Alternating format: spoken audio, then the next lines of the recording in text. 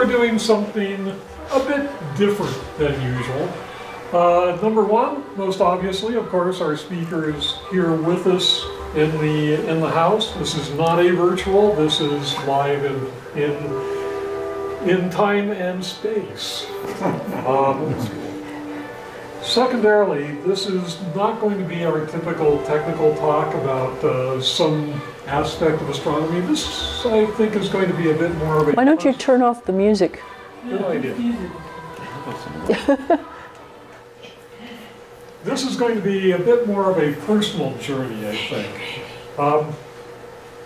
The idea for this came to me a while back when I've talked to quite a few of you in the club here, and realized that we have quite a diverse background here. A lot of surprising backgrounds, and a lot of us probably don't really know a lot about a lot of us here. So I thought that maybe an occasional change from our usual virtual format would be to ask somebody from our club to stand up and tell us a bit about ourselves, about who they are, what brought them to this point in time and space.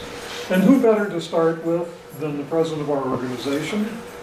Right now is where I normally give a bit of a bio about who's going to be speaking, but since I think that's going to be pretty much the topic of the talk tonight, I'll forego that and simply hand it over to our president, Teresa Bippert Plymate. Woohoo! Well, thank you, everybody, and I really can't wait to see some of your all's bio talks when we get to it, because we do have so many people in our club that have a lot of interesting history. Well, unlike a lot of people that ended up in astronomy, I didn't start out with much interest in astronomy. You talk to people that work at big telescopes, and the usual story is, by the time I was 5, Dad and I built a telescope, and I was already knew 26 constellations and blah, blah, blah. But I didn't really come into astronomy until a lot later. I had noticed a few times when I was a kid that when I went places with Grandma and Grandpa camping, that there were billions of stars, and I wasn't used to seeing that because I lived down in La Habra at that time. I was born in Norwalk, and I lived there from 1 to 12 years old. But I started out, next slide, wanting to be a veterinarian. Mom told me many years ago that somewhere around the age of 2.5, I learned the word horse, and I immediately bugged them for the rest of their days about wanting a horse. And somewhere around 3.5, I walked up to my mom and said, I want to be a veterinarian. And my mother was just shocked because she didn't know where I found out about veterinarians. And she said, do you know what that is? And I said, yes, that's an animal doctor, and I want to be an animal doctor for horses. So I spent my youth studying that. I was an avid reader. And by the time I was 11, I probably had read every veterinary manual that the local library had, because back in those days, of course, I had a bicycle and a library card, and we were allowed to kind of go anywhere we wanted. So I did that. Next slide. And when I was in high school, I did work for a vet for about 1.5 years. I loved the work. I really, really did, but the issue, and it wasn't a VCA, it was a privately owned way back then. The issue was actually the vet. How can I say this? The staff would come in, and we didn't know from day to day whether he would praise us up one side, the other, or yell at us. He was gone, sick all the time, and now that I look back on it, I'm afraid the man might have had like bipolar syndrome or something, because we could never tell what he was going to do from day to day. But one of the things that was great was we had this young vet that came in as a substitute, and he would let me help during surgeries, and I was showing a lot of interest and a lot of aptitude, and so he was having me do simple surgeries, him watching, of course, And I got to where I could suture very nicely, and I knew where all the animal parts that needed to go in, come out were, and how to get them, and how to stitch them off, and all that stuff. And he actually encouraged me to go into veterinary surgery. He said I had really good hand-eye coordination and seemed to have an aptitude for it. So anyway, next slide. So I decided to go to UC Berkeley after high school. Back then, no one told me that you should apply to a zillion different schools, and I didn't. I just applied to Berkeley and said, I'm going to go to Berkeley, and I did. And while I was there, I joined the UC Berkeley Pre-Veterinary Club, and we had a field trip to UC Davis. And my friend Sue and I went there, and we were both just having a blast until we ran into a couple of the graduate students there and started talking to them. Sue and I both noticed there were no girls. And we were kind of like, how come there's no girls? And they basically said, oh, they don't accept girls. And we're like, what? And I was young and naive enough not to really try much harder after that, because they also told me, oh, by now you should have worked for a vet at least 5 years, and you should have this and this and this. And both Sue and I were like, oh, because I'd worked for a year and a half, and she had never worked for a vet. And we were told, no, they just don't take girls. Nowadays, of course, there's more female veterinarians than male veterinarians, so that turned around pretty quickly right after we both got through with that. So I tried to decide what I wanted to do with myself. I've always been a good artist, and I brought some of my art, so afterwards, if you'd like to see some of it, you can. And I thought, well, there's this program at Sonoma State, and what was really funny was a person that Claude knew, that we both became very good friends with at the dorms at Sonoma State. I met him at a party in Benicia, and he's the one who told me about this scientific illustration program at Sonoma State. And I went, scientific illustration? Because math and science were always my, my strong subjects and the thing I was interested in. And I thought, oh, that's great. I can combine illustrating with science, and oh, that'll be super. So I applied to Sonoma State, and it turned out that the program was just one very long, involved course. It was excellent. I loved it. I had such a good time. Good thing I didn't go into that field, because there's like 10 people in the world that do it, and you have to wait for someone to die to get a job in it. But after that, I'm like, well, I've got to declare a major. And so I said, well, I'll just declare art as my major, and I'll try to explain to them what I'm doing. That worked with a few of the instructors, but there were a lot of instructors that didn't give me very good grades because I didn't express myself.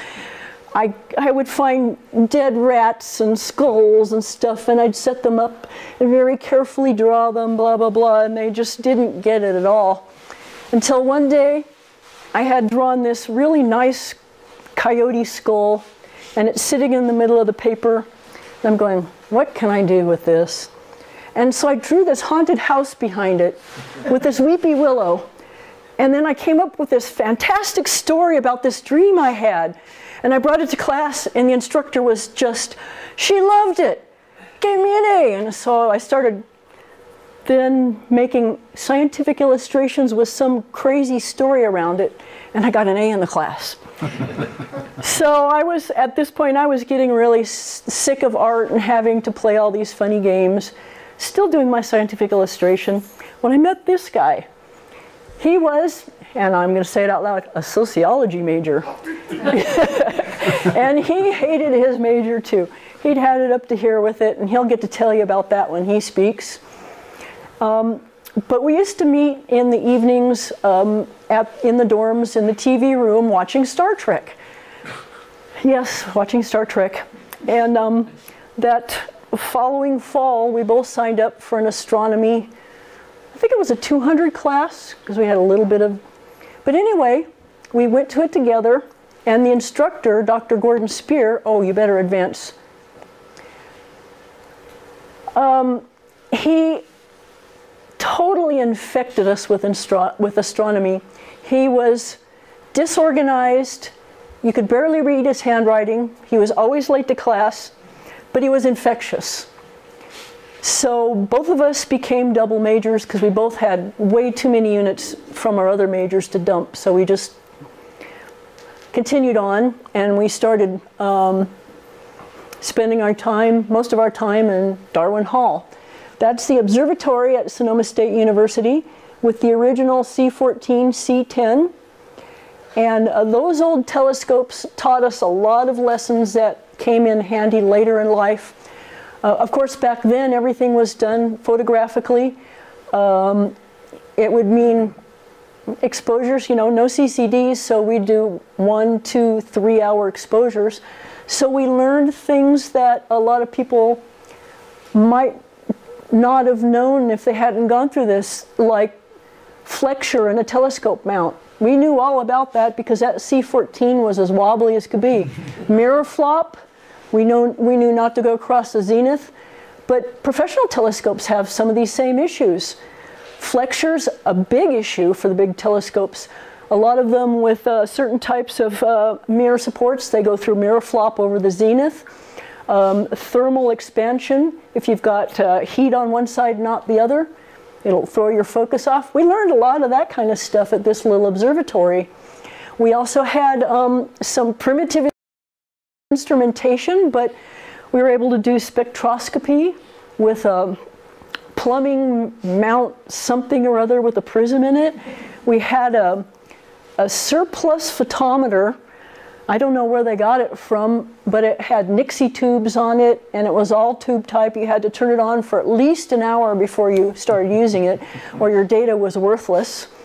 But we really learned a lot about hands-on astronomy, and they didn't have an astronomy major there. It was physics with emphasis in astronomy. So I took as much of my units as I could in astronomy and as few as I could in physics. And did a lot of projects at the observatory and just really had a good time. Next slide. Some more pictures. That's their newer C14, obviously. And that's Dr. Gordy right there, the bald guy. So we both graduated.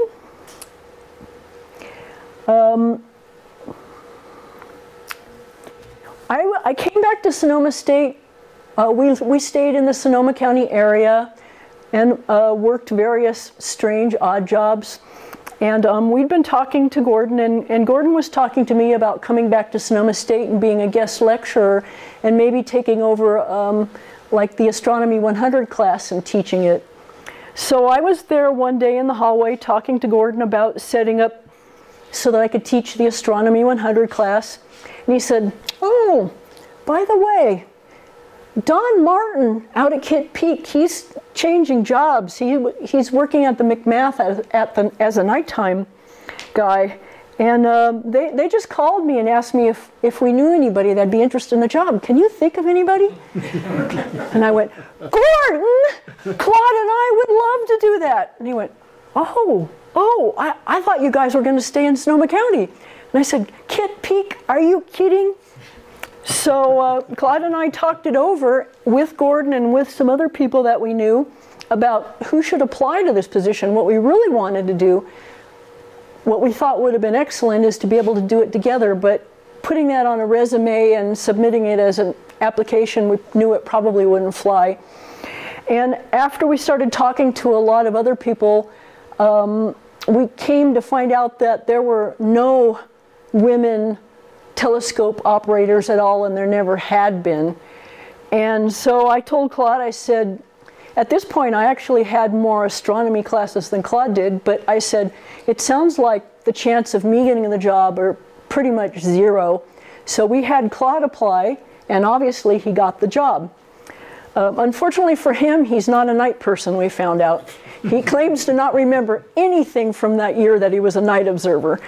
He was always exhausted.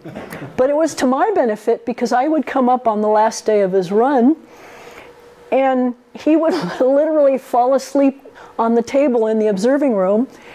And by then I knew how to run the telescope and run the program, and I'd just take over for him and let him sleep a little bit. And so that worked out really great later on. So next slide. Okay, and while we were in Sonoma County, of course, we met up with the Sonoma County Club. We had been trying to find them for a long time, and they ended up having a conference at Sonoma State, and they introduced the people from SCAS, and so we made sure to go and find them after the conference was over and say, hey, stop. And I ended up being just about every officer you could think of for SCAS, including the president, when Claude got the job at Kitt Peak. And I didn't have to do the second term. I'd just been elected to my second term, and I was like, I gotta go, sorry, bye. So I got to escape out of that one. Next slide. First telescopes. This is the dorms at Sonoma State, and that's looking out of my dorm room when we were there and studying. My parents, bless their heart. That's an old picture of me. Yep. They got me a telescope for Christmas. And I still have that little Sears refractor. We were already using the Celestrons out at the observatory, and I could barely get an image out of it, but it meant a lot to me that my parents tried. Claude and I pooled our money, and we found this somewhere down in the Bay Area, and we drove a ways to pick it up. Your standard 8-inch Newtonian on one of the old plumber's nightmare equatorial mounts. We had that one for quite a few years, and it went an awful lot of places with us, and we had a lot of fun with it. Next slide. Well, in the time since Claude started working at Kitt Peak, there was a little gap there where I was thinking about what I wanted to do.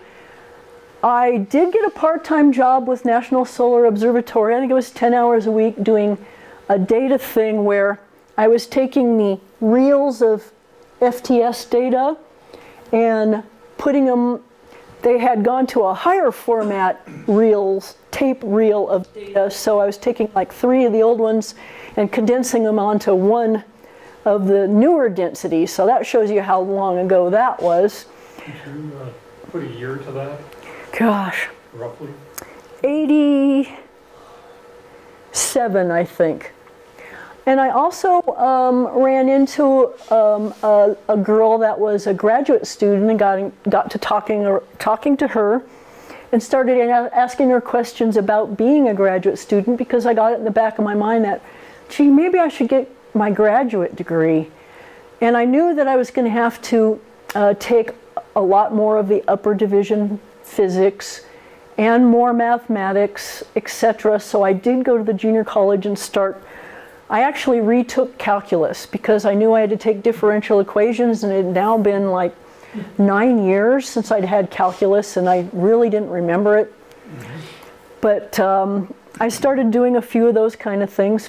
But what this graduate student said is, she said, oh, go talk to Marcia Ricci and volunteer for some project. You know, that's a really good way to get in and get known. So I did. I went to Marcia Ricci and I said, hi, I'd like to volunteer to do a project. So for a long time, there was a theory about the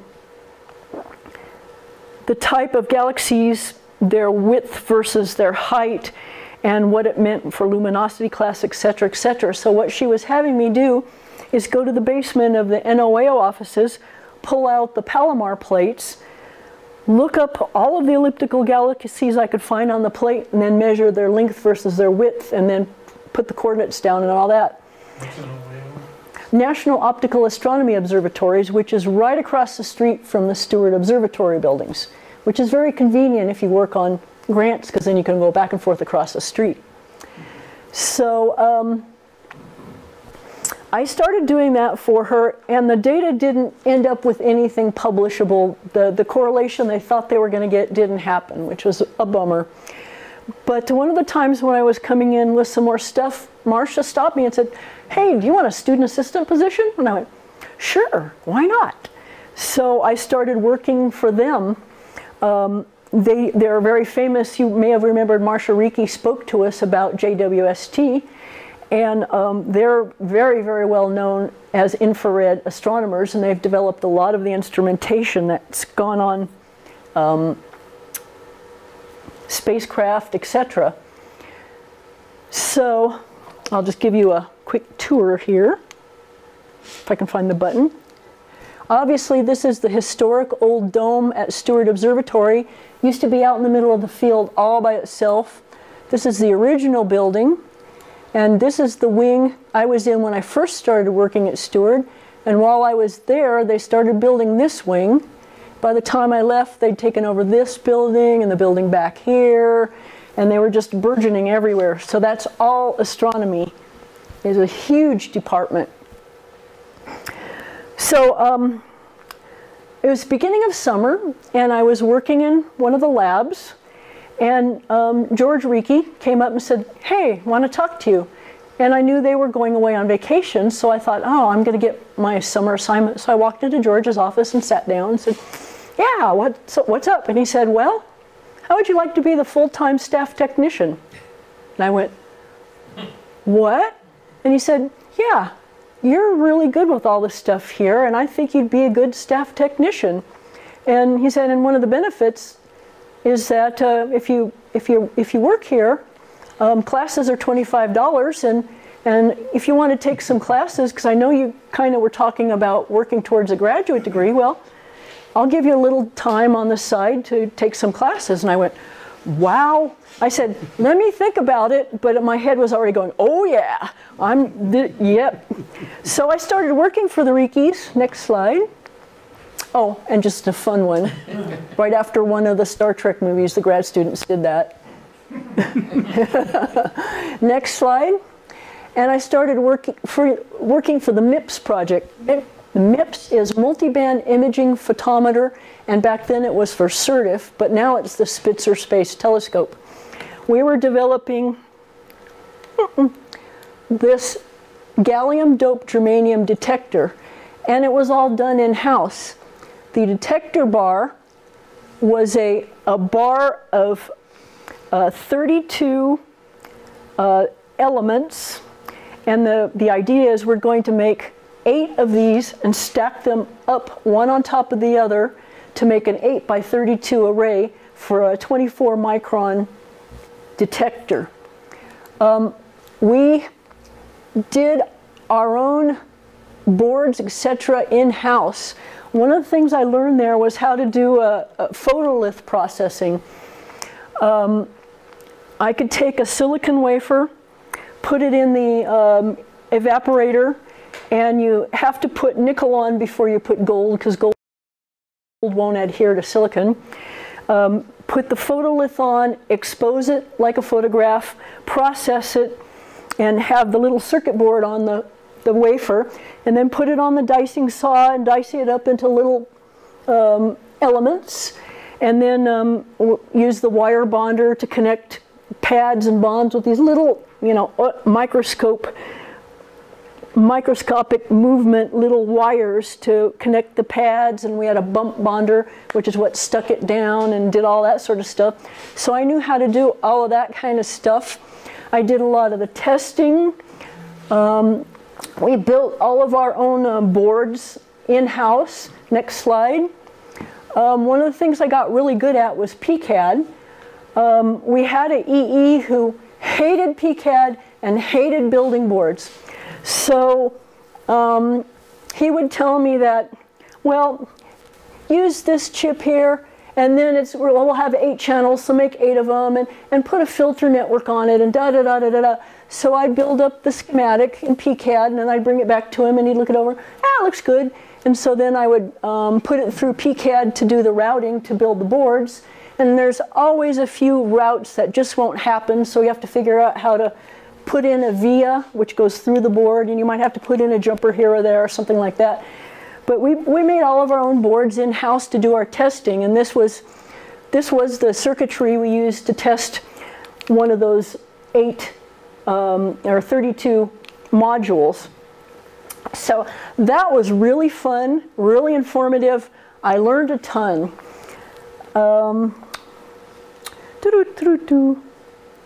While I was there, I also did a research project.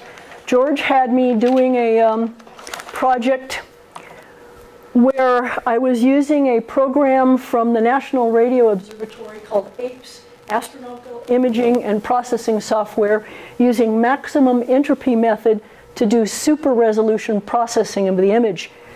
It's a algorithm that allows you to get all of the resolution out of an image. And so what I was doing was I was making fake images, deconvolving them with a known point spread function, running them through this program and changing a lot of the factors to see what sort of processing gave you the best image when you were done. So I had to write a very big program in Fortran, and I had a lot of help with it because it was literally a hair puller for me, but finally got it done. We were using a Sun microsystem. When we first started doing it, the processes would take about 6 hours to run each simulation.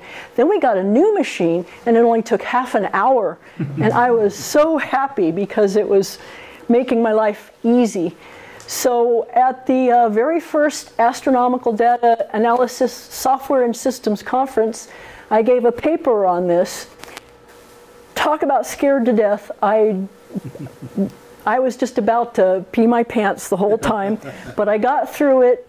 And the really cool thing was I got to go to the next two, one of which was in Boston and one which was in Victoria, Canada. And at the one at Victoria, Canada, most of the subjects were about this new thing called the internet that was coming out. And I came back and I told Claude about it, and he's going, there's not enough bandwidth. We could never have an internet. Now look what we have. So it's amazing what can change. What's that? It's the World Wide Web. Yeah. Another thing that was nice when I was working there was a group started called Women in Astronomy. And they had luncheons. And you didn't have to be a doctor of astronomy to go to it. I was invited, even though I was technical staff. I had lunch with a lot of famous women astronomers because they would invite somebody from somewhere else to talk. And I got wonderful lunches at French restaurants and things like that. And it was really cool. And along the same vein, I worked as a volunteer at one of the IAU conferences that was there. This was back when I was a student at IAU conference on faint blue stars. And I was just doing things like running the microphone to people and all this stuff. And towards the end of the conference, this lady walked up to me and invited me to have lunch with them. And she looked really familiar, and I knew she was famous. And so I went and I had lunch with them, and I found out that the two ladies there that were talking were Vera Rubin and Virginia Trimble. And they were asking me all about what I was doing and encouraging me to go on in astronomy. And boy, I wish we had cell phone selfie cameras back then, but oh well, it is what it is. Next slide. Oh, here's some images that our instrument took. And out at that wavelength, you can see dust. It's really, really good wavelength for looking at dust in an image. You can see down there the Andromeda Galaxy, and then what it looks like with the MIPS image. Next slide. Well, at some point, I loved working with this group, but this job became available, working at the McMath. And I couldn't resist the idea of actually working at a big telescope. And so I applied for it, and I got it. And I think part of the reason I got it was because I'd worked with Claude that one year. I already knew how to run the telescope. And I think folks didn't want to spend the time training somebody, so here I go. I had this job. So I started working as the instrument, what they call the instrument observing specialist up there, which involved anything and everything to keep this fellow running. I clean that mirror frequently. Not frequently enough, but frequently. I observed on the Kitt Peak Vacuum Telescope, for a while I was working on the Fourier transform spectrometer, which Claude was the expert on. I worked with astronomers from all over the place. We threw together equipment often on the fly, so I learned a little bit of basic machining because I had to sometimes make a something or other because we had a little machine shop up there. And it was always fun and always interesting. It was a very diverse position. Next slide. Here's some pictures of the McMath. It's a beautiful telescope, and it's a huge shame that it's being closed down for political reasons. But that's the part above ground to here, and the observing room's right here, and then the tunnel with the #2 mirror is way down here. Spectrograph tank, so you do all your observing right here. And that's the Kitt Peak vacuum tower. That's looking up from this #3 level. That's looking up towards the heliostat and down towards the #2 mirror. And there are these 2 auxiliary telescopes on the side, so you can have 3 beams at once. And then just a pretty picture. Next slide. Some more pretty pictures, and that's the Fourier transform spectrometer, which that's a whole lecture in itself, and so one of these days I'm sure Claude will tell you about it. I also, one of the things that I was very involved in was the Kitt Peak Vacuum Tower Telescope. Next slide. And obviously that's me in the observing room, Claude in the observing room. I was sitting about right there in that picture. The tower with the clamshells open. The clamshells open at top. You'd have to go up the elevator every day, open the clamshells, put the tower up, get the mirror in the correct position, and so that the light came down through the port to here, and observe every day. We had a fellow who was the chief observer there. Really nice fellow, but he was one of those people who could drive you crazy in short order. I had training with him for an entire week. I think after 2 days I had the hang of it. And he would always go, "Well, I don't know about that." So we used to always make jokes about poor Frank Riessley going, "Well." So about a month after I started, I had my first weekend all by myself at KPVT.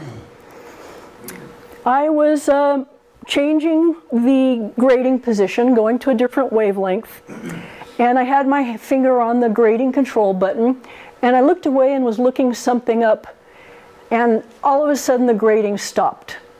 And I looked down, and I had gone way beyond where I should have gone, and my heart went to my toes, and I was just, oh my God, what did I do? Did I just break the telescope? And so, after panicking for a few minutes, I said, okay, I'll call Frank. So I got on the phone. Frank didn't answer. Okay, I'll get on the radio and I'll call electronic maintenance. No answer. Okay, think.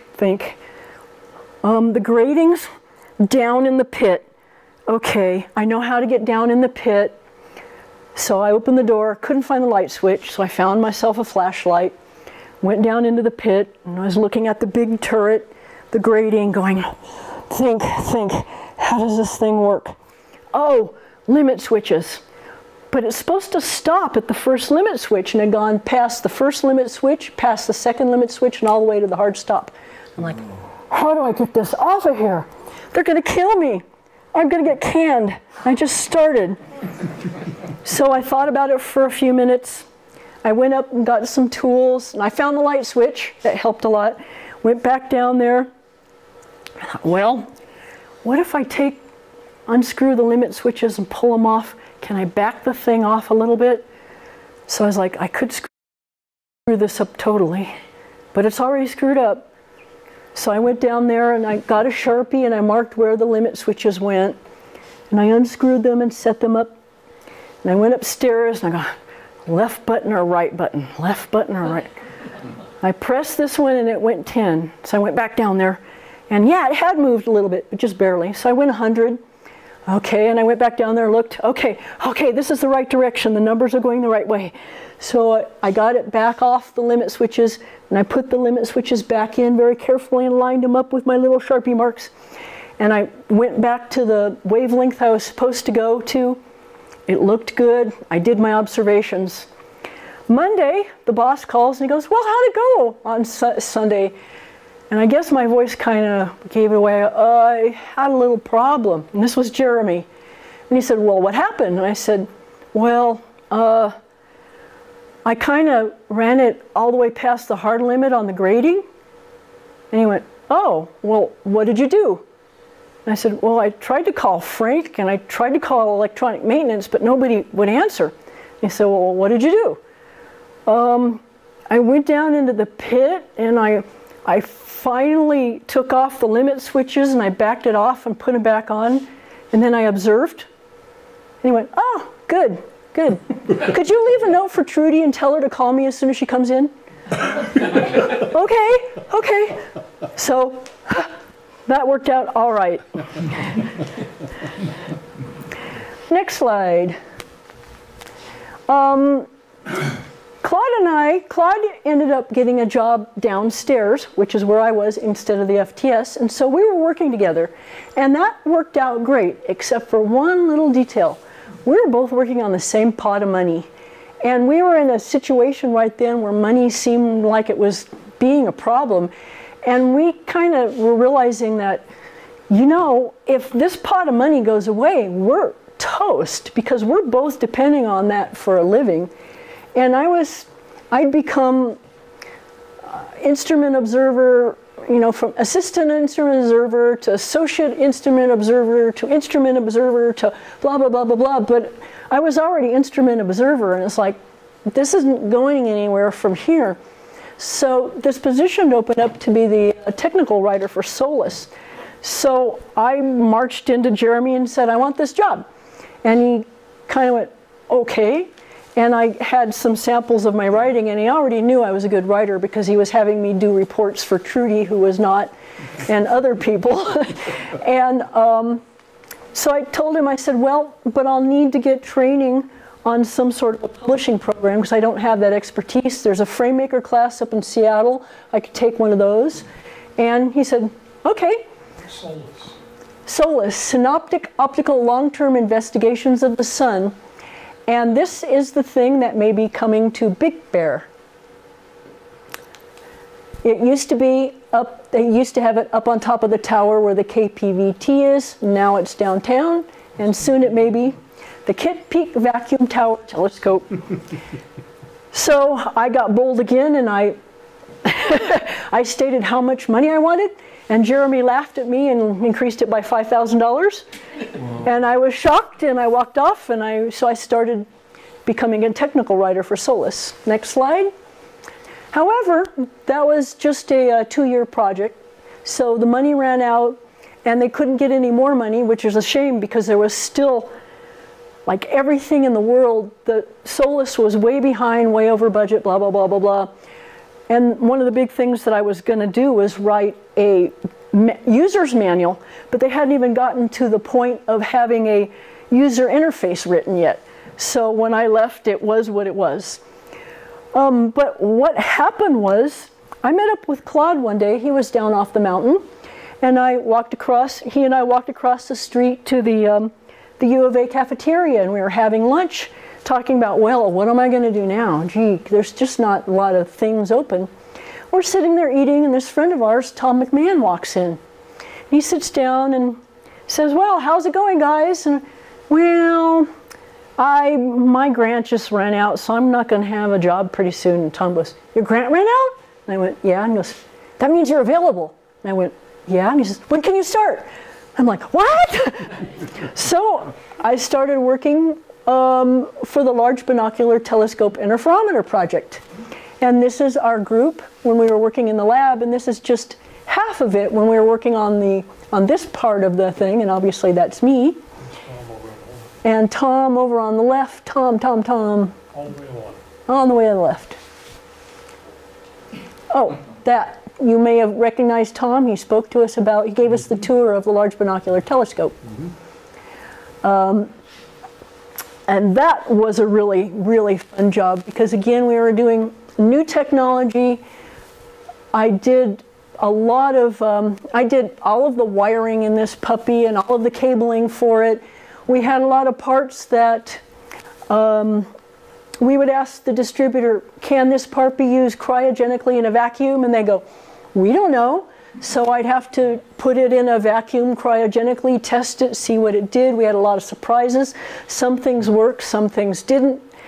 So it was a lot of fun. Next slide. Just an overview of what it is. It has a slow corrector piston tip tilt and a fast. The slow has a long throw, the fast has a very short throw. The light comes in from the sides from each of the LBT mirrors, and it goes through this complicated path and comes out down here.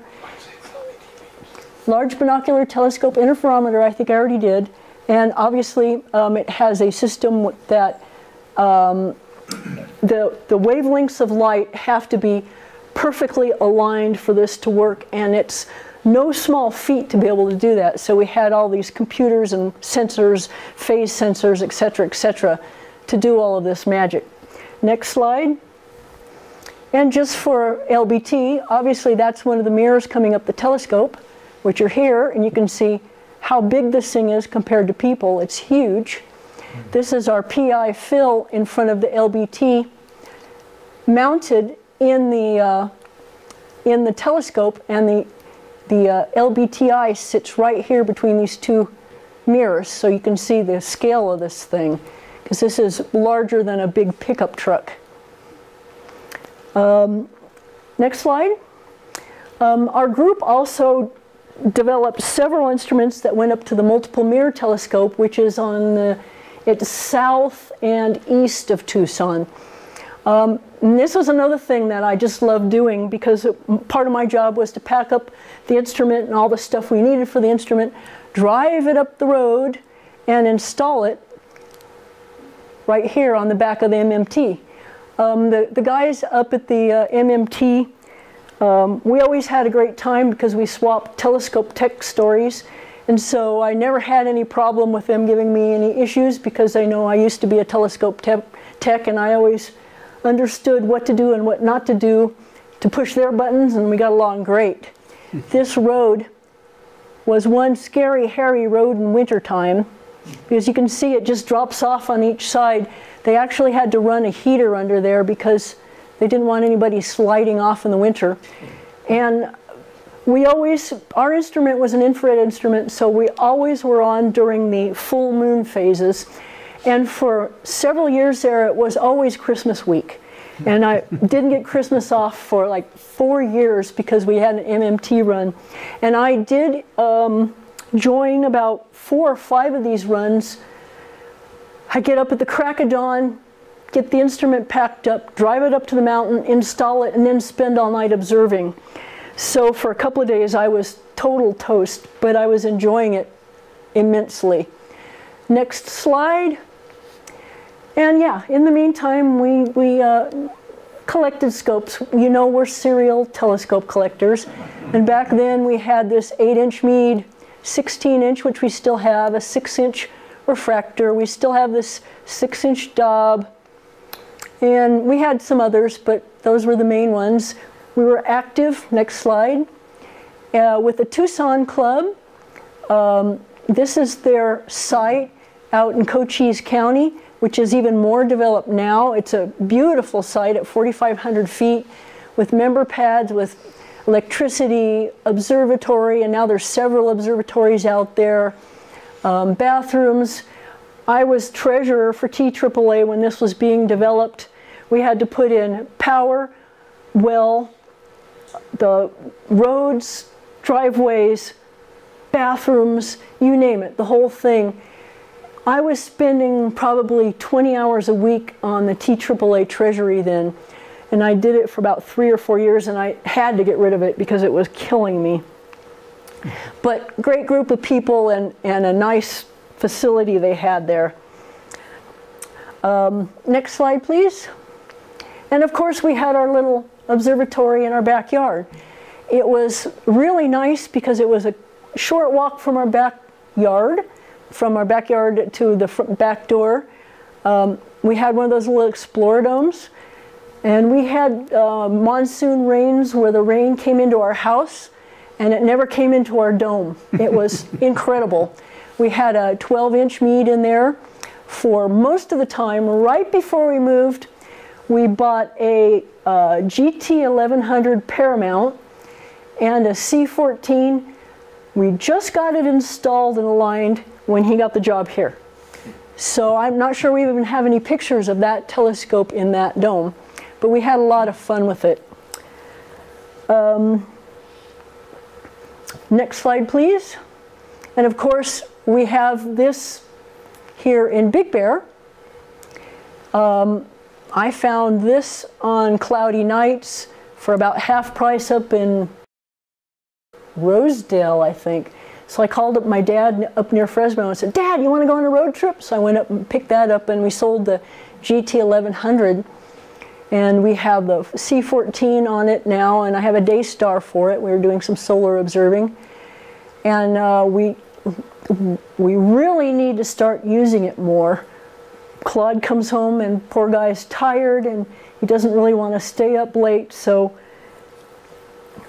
when we retire, we're going to really, because we really like to use this setup and do some sort of a research project with it, because it's worth it. We just haven't ever done that.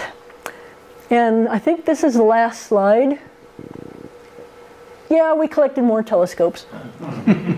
This one we found on Craigslist. We cleaned it up and sold it. This one we found on Craigslist, a beautiful 14-inch mead that had never been out observing. But we found that we weren't going to take it out all that much, so I sold it at RTMC. Obviously, we still have this one. This is that 10-inch that I got from the guy in Tucson, which is a wonderful little telescope, and my little day star that I just recently got. So we actually need to do another telescope purge one of these days, but you know how it is with telescopes. You can't have just one. So I think that was the last slide, and I think that's probably enough, and it's 10 minutes for questions. Wow. Now that I'm completely blind. Yeah. I was curious on the story on the grating that went past 2 or 3 limit switches. You didn't mention that anybody was concerned that it went past the limit switches. Well, I did learn later that we had other things. The McMath would often go past its limit switches, and you'd have to go all the way up to the top to back it off. It wasn't that unusual for them to occasionally go past. Yeah, go ahead. The problem was that a lot of these were analog motors that weren't well designed. If you were at slow speed, yes, you would hit the first limit, and that would kill the power, but it could continue to coast on by, and if you were really cooking along, you could have it fly right past the second limit. And right onto the hard stop. Right into the hard stop. And then you had to go down and physically back it off. Oh, so or go up. The limit switch didn't stop, it was just turned It off. killed. It was supposed to kill the power. If you were going fast enough, it would just Just swoosh. The issue is, keep in mind, these were designed, as in all large telescopes, it was a prototype. You would love to have version 5, 6, or 7, but you're always stuck with version 1 and have to live with it. That's the bleeding When you edge. have a failure like that, somebody gets concerned and fixes it, at least. Well, you learn how to deal with it. No, they basically said, oh, don't run it that fast when you get close to the limit. Okay. And I never did again. Had you been down in the well before? I had been down in the pit before during training. I was concerned at first because the spectrograph pit, which goes way down there, you have to be careful about oxygen.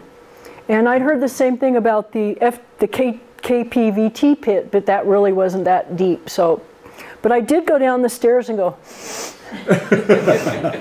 okay, just in case.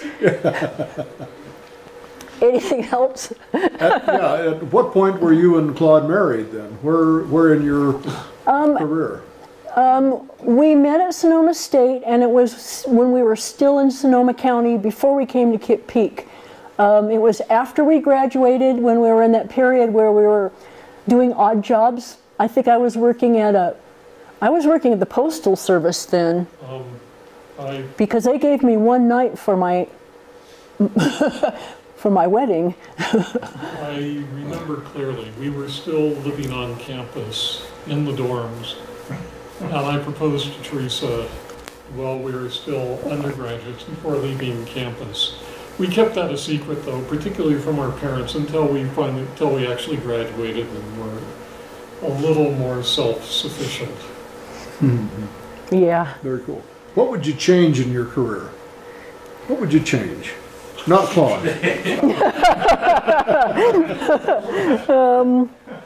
Would you have gone for the graduate degree?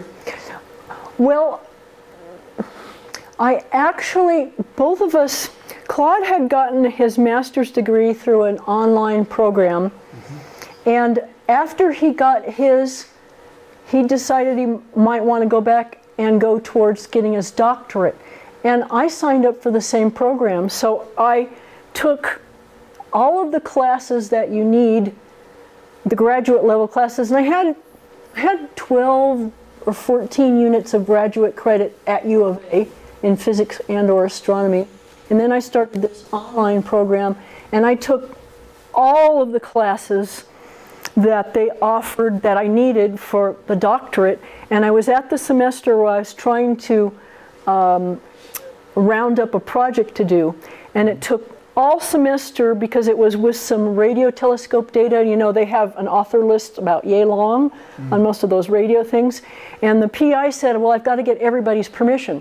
So by the time he got everyone's permission for me to use their data, the end of the semester was over. I contacted my guy there, and I said, well, the whole semester's gone by. What do I do now? Do I take an incomplete, and then, because what I was supposed to do was write up a blurb about the project I was going to do with a history. But until I had the permission to do the project, I wasn't going to bother to do that. He never got back to me. Claude had like chapter 1 of his thesis done, sent it to them, no reply. And we're just like, what is going on here? A friend of ours who was a doctor, who is now a emeritus at University of Calgary, who was an adjunct staff at that place, we contacted Alan and said, Alan, nobody's getting back to us. What's going on there? He contacted them, no reply. And what we didn't know is the whole program was imploding and fell completely apart. And so we both were like, ah.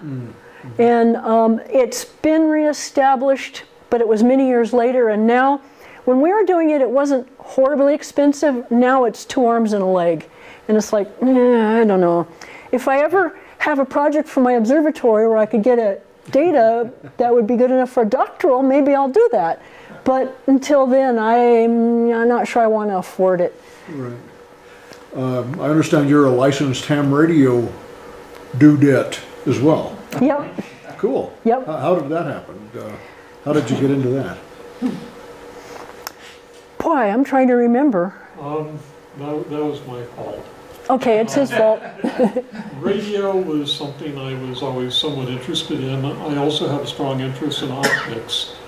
One day I realized that antenna theory was really all the same equations that optics is, just in basically 1 dimension instead of 2 dimensions. So I was interested in that. Once we moved to Tucson, Teresa was taking a course at University of Arizona, got to know one of the other old guys in the class, you know, like he was Almost 30? He was almost 30. Go. Yeah. Yeah. He was amazing. He could even still chew his own food. And he was licensed ham radio operator.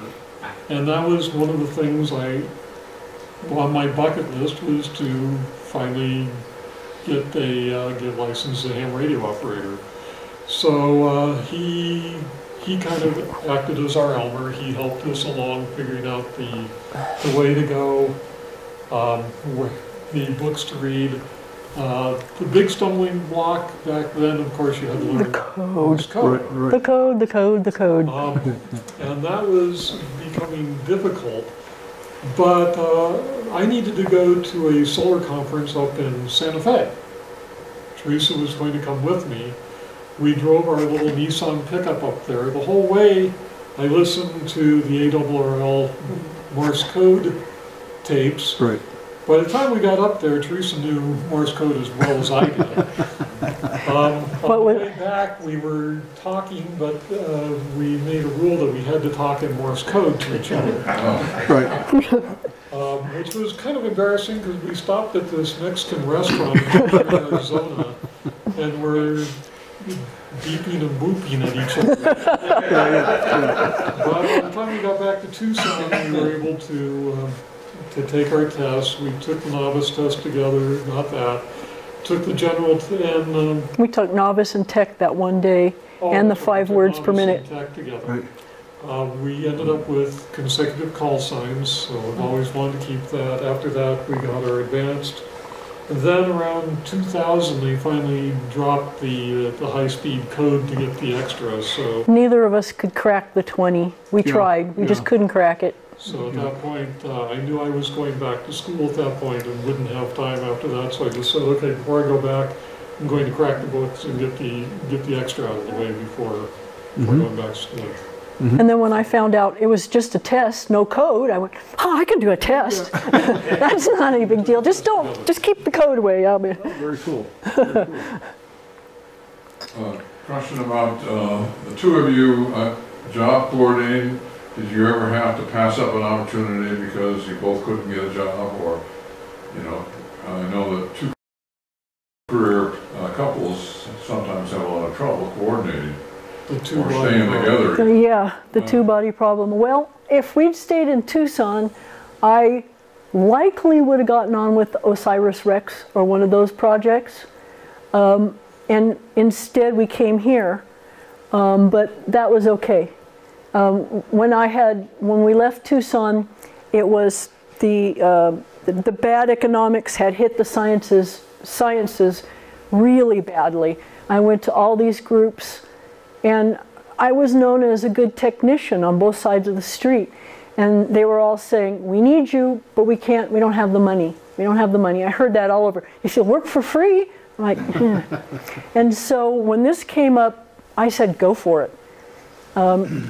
So I knew that if we'd stayed in Tucson, I would have gotten something else. But, it is what it is, so. I understand you want. Were you involved? Go ahead, just to follow up, were you involved out here in Solar Observatory at all? I thought you worked there for a while. I was kind of hoping for a while that I would be able to, but the funding hasn't happened for it. And as it turns out, A, being retired is great, and B, if I was an observer, I'd be working when he was off, and he'd be working when I was off, and nah, I'm past that. I want to be able on weekends when he's off, we can go places and do stuff, so. I understand you went to Portugal with Yes, one of your equine. twice. fellows. Yeah. I went and- How'd you? Chicken Little was right.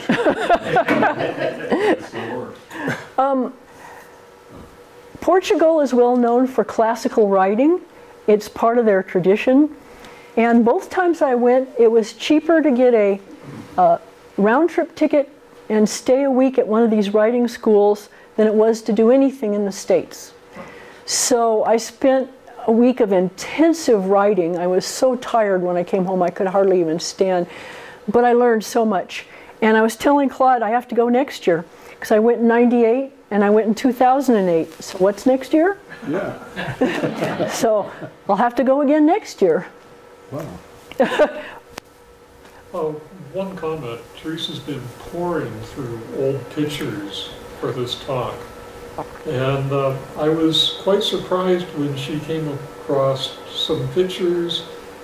I think they were circa 1989, where we attended RTMC that year. We have some pictures of taking a tour of the Big Bear Solar Observatory. Really? With a out very... in the dome. And there's this young Randy Fear showing. I was kind of disappointed Teresa didn't include any of those pictures in her talk. Well, we'll bring them sometime. Yeah. Teresa, you've got a dichotomy here, it seems. You've got drawing, art, horses, vet. And you have this technical drawing, increasing depth of detail in mechanics and machinery and stuff like that, which pays a heck of a lot less than this other side. Vet would make a heck of a lot more. Yeah, but one thing I realized when I got older is vets have to get up at 2 a.m. There's a mare having a bad foaling or something like that. And I went, wow, I dodged that bullet. But you stayed up all night at, the observatories. Yeah, my question really boils down to, what is it about this technical stuff, this detail, that is so attractive?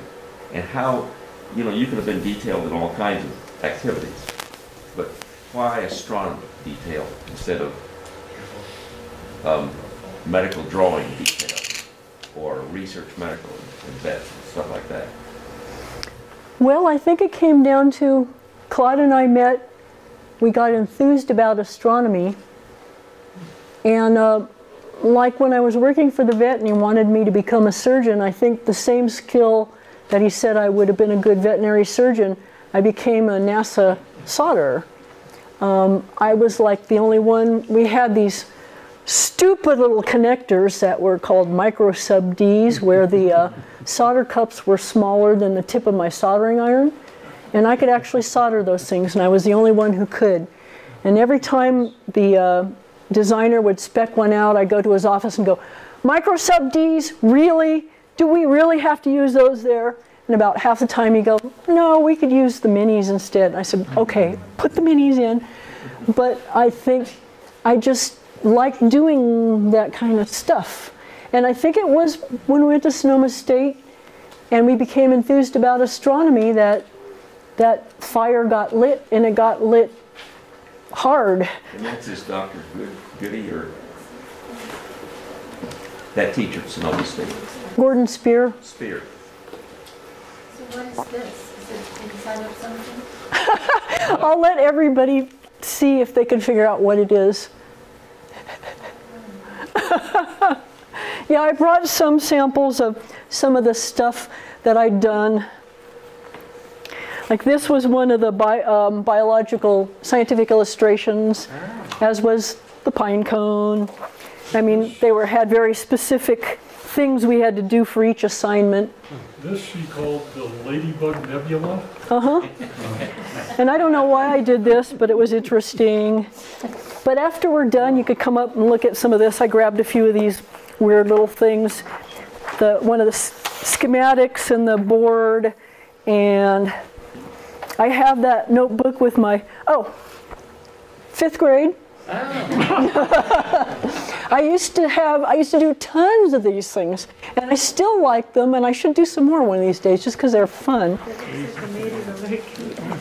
It's Aztec. And the sunspot Claude was talking about that I sketched at the McMath Pierce. And yeah, she had an observation course where she was supposed to sketch a sunspot. I think the idea was you're supposed to look through a telescope and sketch a sunspot. So shortly after I started the McMath, she came up and we had a sunspot on a Geiger image taking up the whole TV screen. So she sketched that instead of a little dot on and a copy of the paper that I presented, which is published in the proceedings. With the MIPS group, when they discovered I could write, I got to do these exciting documents for our NASA spec documents, our critical item development documents. They're a whole document that says, you shall do this. This shall be X-ling, it shall be this cold, it shall be, and so I got to write that. I got to write that. I wrote that. Proposal for LSST. And I started using PCAD to illustrate. We had surplus equipment. Everything at the MIPS group was surplus equipment. And there were no manuals. They all had these funny little quirks to make them work right. And I got along great with machinery. And so before I left, George made me write up how to operate these things so that they would actually work for people. And these are the illustrations that I did for all the machinery so that people would actually get it to work. And yeah, I did work briefly for LSST, and one of these days when we're in a small private, I'll say why I wrinkle my nose whenever I mention having worked for them, but I edited the NSF proposal, and I killed myself on this. So I am proud of that, but I didn't like working with that group. Yeah, Gigi? Once in art class, I drew like a rhino and a bear, and it was like nighttime and there's stars in the background. A rhino and a bear with stars? Uh-huh. Were they observing? Oh, there are like stars in the background. Cool. Like, other colors. And most of the part was like stars, and there's like the brown fuzzy ground, and the rhino's like black and then. Sounds neat. I'll have to see it one of these days.